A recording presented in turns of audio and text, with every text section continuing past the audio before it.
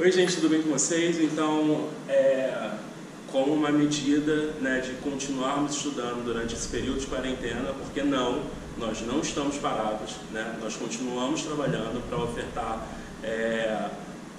o ensino necessário, né, a técnica necessária para que vocês cheguem no Enem e consigam desenvolver uma boa redação. Nós estamos aí pensando em estratégias para continuar o nosso planejamento, tá? Meu nome é Luciano Lage, sou professor aqui do SEC 2000 e vamos lá, vamos dar uma olhada hoje na estrutura do parágrafo de desenvolvimento, né? Esse parágrafo, na verdade, esses parágrafos, né, são a parte mais importante do nosso texto, é onde a discussão de fato vai acontecer, né? E esses parágrafos, eles são os mais importantes quando a gente pensa em C2 e C3, tá? Que a gente pensa em fugir do tema, adequação ao tema, repertório cultural e também o nosso projeto de texto. Então a gente precisa ter bastante cuidado em relação a isso, né? Vamos passar aqui. O parágrafo de desenvolvimento, ele vai se ligar diretamente à estrutura da introdução, né? Mais necessariamente a relação que a tese vai manter com os seus argumentos, né? Porque o que acontece? O parágrafo de desenvolvimento, ele é uma ampliação do pensamento que já é enunciado nos argumentos na introdução, tá? Então ele funciona como uma chave, né, que vai ampliar os argumentos já postos, beleza? Aqui a gente vai analisar a introdução, né, de uma aluna que tirou nota 1000 no Enem, né, quando o tema foi manipulação do comportamento do usuário pelo controle de dados na internet. Então acompanha aqui comigo. Isso daqui é a introdução, tá? Para a gente conseguir pegar esses argumentos e a forma como eles vão se desenvolver no texto. Então olha aqui, a utilização dos meios de comunicação para manipular comportamentos não é recente no Brasil. Ainda em 1937, Getúlio Vargas apropriou-se da divulgação de uma falsa ameaça comunista para legitimar a implantação de um governo ditatorial. Entretanto, os atuais mecanismos de controle de dados proporcionados pela internet revolucionaram de maneira negativa essa prática, uma vez que conferiram aos seus usuários uma sensação ilusória de acesso à informação, prejudicando a construção da autonomia intelectual e, por isso, demandam intervenções. Ademais, é imperioso ressaltar os principais impactos da manipulação, com destaque a influência nos hábitos de consumo e nas convicções pessoais dos usuários. Então percebam que a gente tem aqui o quê? Né? A gente tem uma introdução, né, muito bem escrita por sinal, em que a gente vai ter um período que vai ser destinado à contextualização, o momento em que a gente vai pegar o assunto do tema e vai começar a abordar ele, né? Então a gente tem aqui uma contextualização se dando através de um episódio histórico, tá? E isso é muito interessante da gente pensar. Daí vem aquela questão da atenção às aulas de história, filosofia, sociologia, que vocês vão ver que é muito necessário um pouquinho mais à frente. Logo depois ela vem apresentando o tema e no momento em que apresenta o tema, ela já vem evidenciando a problemática, né, estabelecida dentro dessa perspectiva. Logo depois ela vem, e dentro dessa estrutura de apresentação do tema, já fica claro também a tese da autora, a gente vai ver um pouquinho mais para frente, né? Então vamos aqui passar para o próximo slide. Notem que ao enunciar o tema, a candidata deixa claro seu posicionamento, afirmando que a internet revolucionou esse controle de forma negativa, no entanto. Então aqui, ó, olha o trecho. Entretanto, os atuais mecanismos de controle de dados proporcionados pela internet revolucionaram de maneira negativa essa prática. Essa daqui seria a tese dela, que vai ser sustentada pelos dois argumentos que estavam ali no final daquele parágrafo, né? Então, ó, ademais, é imperioso ressaltar os principais impactos de manipulação com destaque ao quê? Né? O primeiro argumento, a influência nos hábitos de consumo, né? A internet e a questão dos dados, eles trouxeram junto de si essa questão da manipulação do consumo, né? Isso fica muito claro, por exemplo, quando você procura algum artifício que você queira comprar em algum site na internet e depois ele permanece aparecendo no feed do Facebook, no seu feed do Instagram. Então isso tudo é uma forma de influenciar os hábitos de consumo, e isso tudo é feito através de algoritmos, né? E nas convicções pessoais dos usuários, e aí a gente vai ter inúmeras relações que podem ser traçadas aí, né? Como por exemplo, alguns posts que aparecem com mais frequência para você em detrimento de outros, assim como as fake news que são espalhadas pela internet, enfim, né? A gente vai ver como é que isso vai ser desenrolado um pouco mais para frente. Perceba que a candidata apenas vai citar esses argumentos.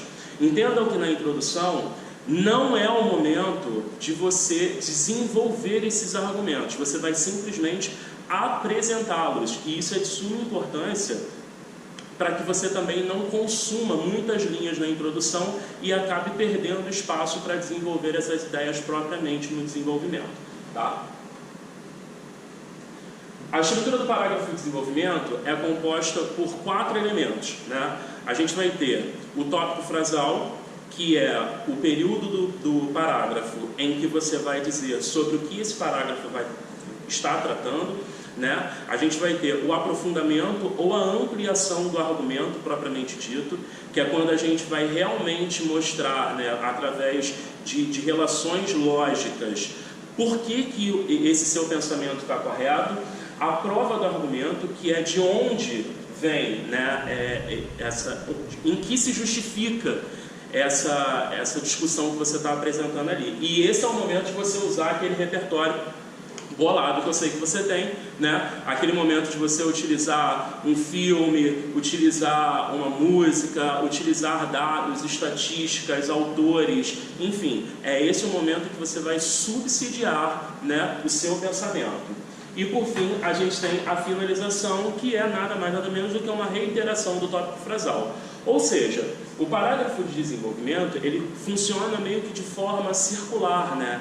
Ele é um ciclo. Ele começa no tópico frasal e ele vai finalizar no tópico frasal depois de uma discussão sendo apresentada ali.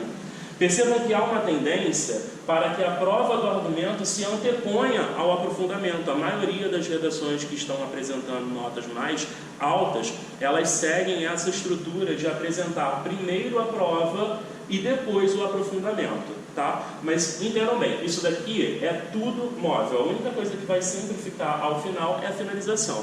Mas os 3 primeiros elementos, eles geralmente são móveis, né? O aluno, o candidato, ele pode movimentar isso aí de acordo com aquilo que ele acredite que seja o mais adequado para que o texto dele faça sentido. Mas é importante a gente ressaltar que dentro de uma perspectiva em que você vai ser lido junto de diversas outras redações e que você vai ser avaliado, o quão mais fácil você tornar essa avaliação para a pessoa que está lendo o seu texto é melhor, tá? Então, quanto mais simples for essa estrutura, melhor é para que você seja mais facilmente entendido, ok?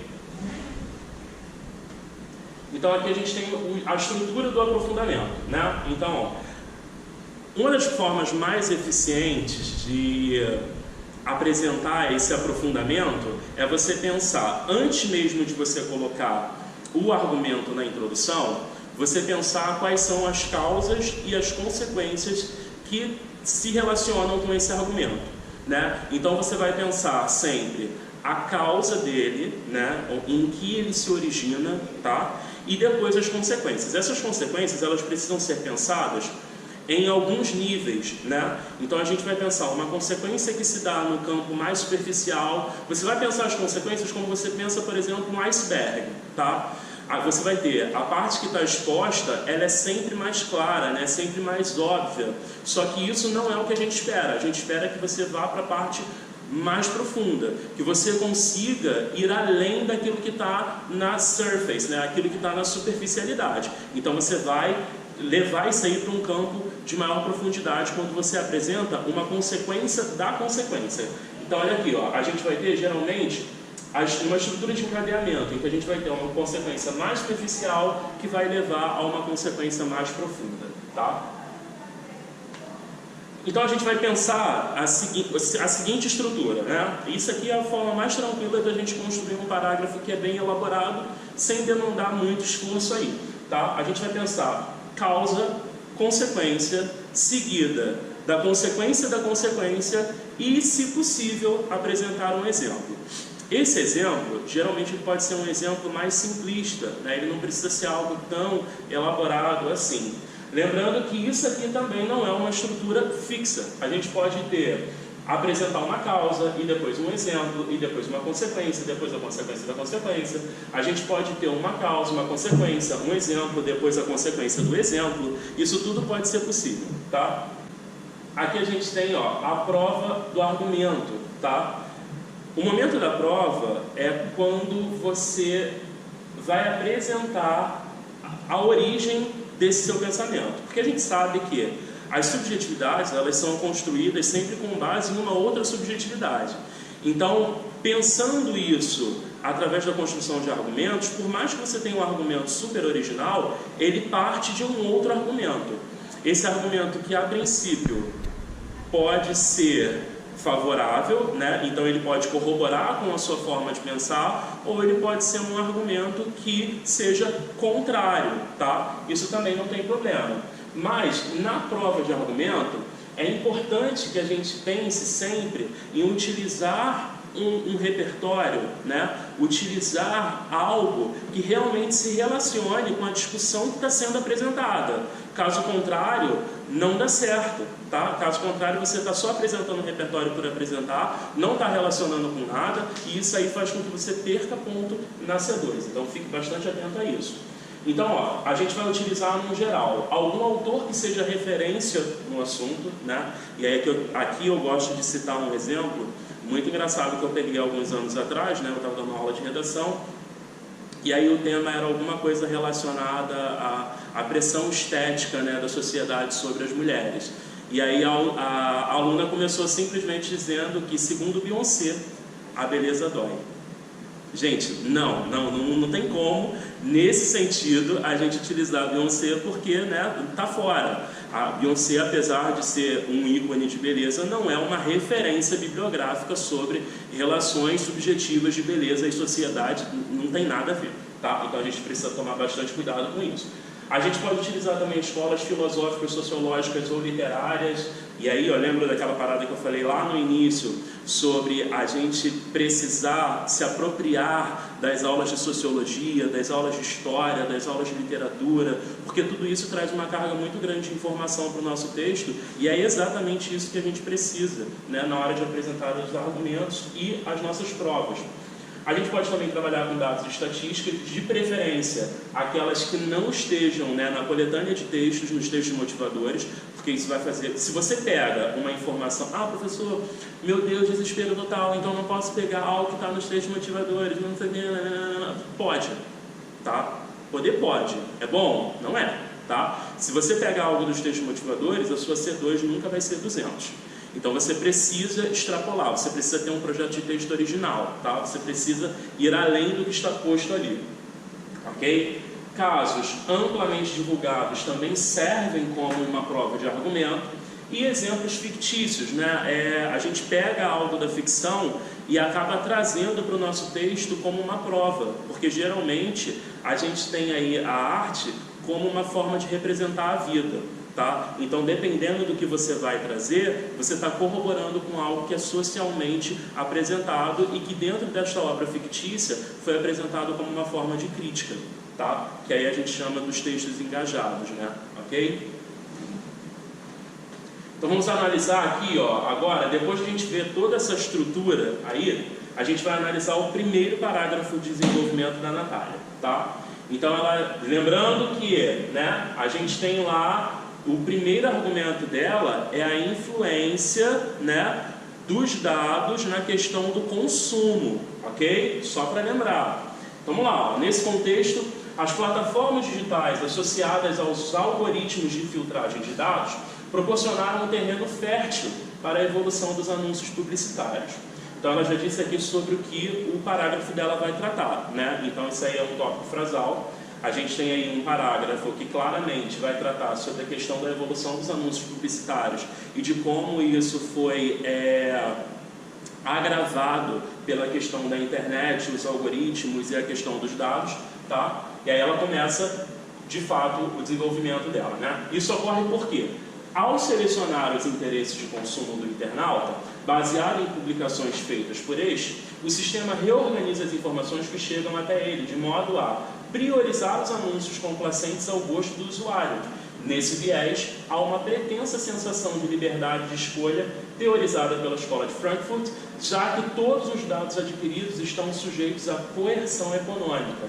Dessa forma, há um bombardeio de propagandas que influenciam os hábitos de consumo de quem é atingido, visto que, na maioria das vezes, resultam na aquisição do produto anunciado. Ou seja, você é apresentado tantas vezes, né, você é reapresentado constantemente a esse produto até que você, de fato, o consome. Então, percebam aqui, qual é a estrutura? A gente tem até o primeiro ponto, né, no caso, o primeiro período. A gente vai ter o nosso tópico frasal. Depois, até o segundo ponto, desde isso, então, até o usuário, a gente vai ter a ampliação, né, desse tópico frasal, a ampliação desse argumento, onde vai ser apresentada a discussão de fato, e a gente já vai ver como é que se dá essa estrutura dentro deste parágrafo, e depois a gente apresenta a prova do argumento, né? Ela utiliza aí a Escola de Frankfurt como uma prova dessa argumentação, e depois ela retoma ao que foi dito lá no início, através da finalização. Agora, vamos prestar atenção nessa ampliação, nesse aprofundamento do argumento que vai se dar no próximo slide agora. Então, ó, qual é a estrutura desse aprofundamento? Isso ocorre, isso aqui é o que ela escreve, né? E aí aqui eu fui dizendo exatamente o que é o quê. Então, a estrutura lá do meio, que é o aprofundamento, acontece assim: isso ocorre porque ao selecionar interesses de consumo do internauta, baseado em publicações feitas por este, o sistema reorganiza as informações que chegam até ele, de modo a priorizar os anúncios complacentes ao gosto do usuário. Ok, então vamos lá, né? Por que a gente tem um crescimento dessa questão da publicidade relacionada à internet? Por que existe isso? Porque ao selecionar os interesses do consumo do internauta, então a gente tem aqui qual é a causa? A seleção dos interesses de consumo do internauta, tá? Um exemplo disso, estão as publicações feitas por esse cara, né? Então a gente tem isso tudo, essa discussão se baseia no fato de que a gente tem uma seleção, né, do interesse do consumo das pessoas.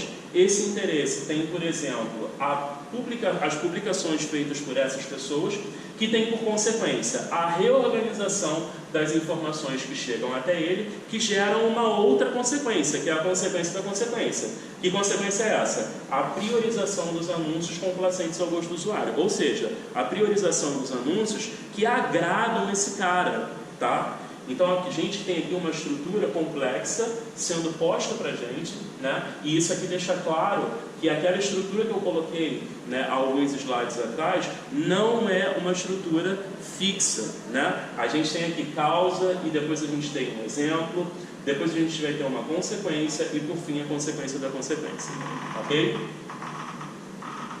E aí a gente vem trabalhar a prova do argumento, tá? Que ela trabalha da seguinte forma: nesse viés há uma pretensa sensação de liberdade de escolha teorizada pela Escola de Frankfurt, já que todos os dados adquiridos estão sujeitos à coerção econômica. Nesse parágrafo, a autora, né, a candidata, ela vai se utilizar, né, de uma corrente filosófica e sociológica que surge aí no início do século XX, que vai reteorizar as ideias marxistas relacionadas com a política. Tá? E isso, vou repetir uma frase que eu já disse aqui, ó, agora pela terceira vez. Daí vem a importância de nós entendermos as aulas de filosofia, de sociologia, de história, de literatura, porque tudo isso vai funcionar como um repertório que vai fundamentar os seus argumentos. Argumento sem repertório é argumento vazio. Tá? A gente precisa ter isso na nossa cabeça sempre, ok? Então, ó, e principalmente quando são teóricos que têm realmente peso, tá? Como, por exemplo, Theodor Adorno e o Max Horkheimer, tá? Que são parte aí da escola de Frankfurt. Então vamos seguir aí. Agora a gente vai analisar, né, mais um fragmento da redação. Nesse caso, a gente vai analisar a democratização do acesso ao cinema no Brasil, que foi a do ano passado, tá? E aí eu trouxe para vocês, novamente, introdução e o D1, tá? Esse é um texto da candidata Vitória Oliveira, também é uma redação nota 1000, tá? Então vamos dar uma olhada aqui. Em sua obra Cidadãos de Papel, o célebre escritor Gilberto Dimenstein disserta acerca da inefetividade dos direitos constitucionais, sobretudo no que se refere à desigualdade de acesso aos benefícios normativos. Diante disso, a conjuntura dessa análise configura-se no Brasil atual, haja visto que o acesso ao cinema no país ainda não é democrático. A Vitória fez o quê? Ela se utiliza, né, de uma obra, né, para trabalhar a questão da contextualização. Depois ela vem para uma apresentação do tema, em que ela deixa claro, né, já a sua tese, quando ela diz que esse acesso ainda não é democrático, então ela já deixa claro qual é o posicionamento dela, qual é a vertente que ela vai seguir diante desse tema, tá? E aí ela vem trazendo, essa realidade se deve essencialmente ao quê? Quais são os argumentos? A falta de subsídios para a infraestrutura nas regiões periféricas e a urbanização desordenada das urbes, tá? Urbes aqui como um sinônimo para cidade. Vamos dar uma olhada aqui no próximo. Então, ó, esse daqui é o parágrafo de desenvolvimento. Eu já trouxe ele assim, bem demarcadinho para vocês, para a gente entender como é que vai se dar isso aí, ó. Sobre esse viés, é importante ressaltar que a logística de instalação de salas de cinema nas cidades pequenas é precária. Então ela está falando agora sobre o quê? Sobre a localização dessas salas de cinema, que é o primeiro argumento que ela traz lá na introdução, tá? Nesse sentido, segundo o contrato social, já jogando na cara aí a prova do argumento, né? Pá! Toma esse impacto. O proposto pelo contratualista John Locke, cabe ao Estado fornecer medidas que garantam o bem-estar coletivo. E aí ela vai partir realmente para a ampliação, para o aprofundamento. Contudo, a infraestrutura das cidades pequenas e médias, percebam que aqui ela utiliza a prova do argumento como uma forma de refutação, né? Ela apresenta um argumento que seria um argumento dentro do campo da utopia, porque ele não é apresentado na prática, e aí ela vem apresentando o real. Contudo, a infraestrutura das cidades pequenas e médias é, muitas vezes, pouco dotada de incentivos para a construção de salas de exibição de filmes, como centros de lazer, dotados de praça de alimentação, por exemplo. Com isso, uma parcela expressiva da população é excluída dessa atividade cultural, o que, além de evidenciar o contexto discutido por Gilberto Dimenstein, vai de encontro ao contrato social. Então, ó, aqui é uma chuva de repertório e a relação com eles. Ela retoma o repertório que ela utilizou lá na introdução e ela volta ao repertório, estabelecendo uma relação entre o repertório apresentado na prova do argumento aqui e o argumento em si, tá? Isso é a forma, o supra-sumo aqui, ó. É isso que a gente quer. É isso que a gente quer. É isso que a gente precisa apresentar no nosso desenvolvimento, tá? Desse modo, políticas públicas eficazes tornariam possível maior acesso ao direito de cultura garantido pela Magna Carta de 1988 por meio do cinema. Magna Carta aí como um sinônimo para a Constituição Federal de 88. Vamos dar uma olhada aqui nessa estrutura do meio, essa estrutura que está em vermelho, para a gente entender como é que se dá a estrutura desse aprofundamento, né? Então a gente tem aí, ó. Contudo, a infraestrutura das cidades pequenas é média e muitas vezes pouco dotada de incentivos para a construção de salas de exibição de filmes. Isso aqui é o quê? É uma causa, né? A que se deve esse problema? Se deve que a infraestrutura das cidades é pouco dotada, não recebe incentivo, então a gente não tem construção de salas de cinema que proporcionam lazer. E aí ela vai vir como um exemplo, ó, dotadas de praças de alimentação, por exemplo, e aí ela já utiliza a marcação ali para deixar bem claro que isso funciona como um exemplo. Isso tem como consequência o quê? A ausência dessas salas tem como consequência o quê?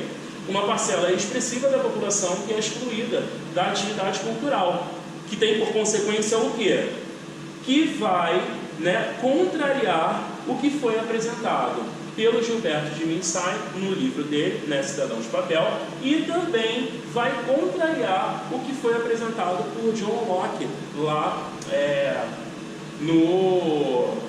nessa questão dos contratos sociais aí apresentados pelos contratualistas do século XVIII, tá?